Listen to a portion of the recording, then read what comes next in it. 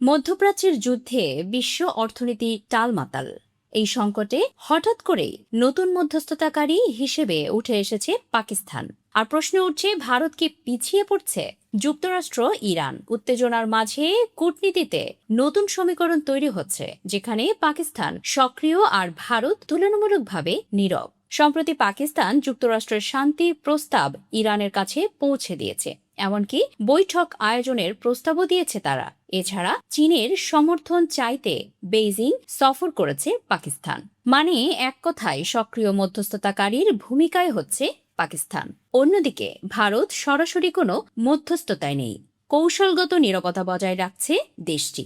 গত সপ্তাহে এক সর্বদলীয় বৈঠকে ভারতের পররাষ্ট্রমন্ত্রী এস জয়শঙ্কর ইরান যুদ্ধ বন্ধে পাকিস্তানের কূটনৈতিক ভূমিকাকে দালালি বলে উড়িয়ে দিয়েছেন। বিশ্লেষকদের মধ্যে মতভেদ স্পষ্ট।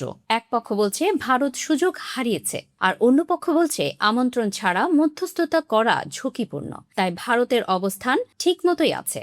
আন্তর্জাতিক বিশেষজ্ঞদের মতে সবকিছুই জিরো সাম গেম নয়, মানে পাকিস্তান এগুলেই ভারত হারছে এমনটা নয়। পাকিস্তানের শক্তির উৎস রয়েছে, তাদের ভৌগোলিক অবস্থান, মুসলিম বিশ্বের সঙ্গে সংযোগ ও বিশেষ করে উপসাগরীয় অঞ্চলে সামরিক সম্পর্ক রয়েছে। এই কারণেই ওয়াশিংটন ও তেহরানের মাঝে তারা বার্তাবাহক হিসেবে কাজ করতে পারছে। বিশেষজ্ঞদের মতে ভারতের করণীয় হচ্ছে সরাসরি মধ্যস্থতা নয়, বরং দীর্ঘমেয়াদী শান্তি প্রক্রিয়ায় ভূমিকা রাখা, যেমন জিম্মি বিনিময়, সামরিক যোগাযোগ ও হরমুজ প্রণালী নিরাপত্তা।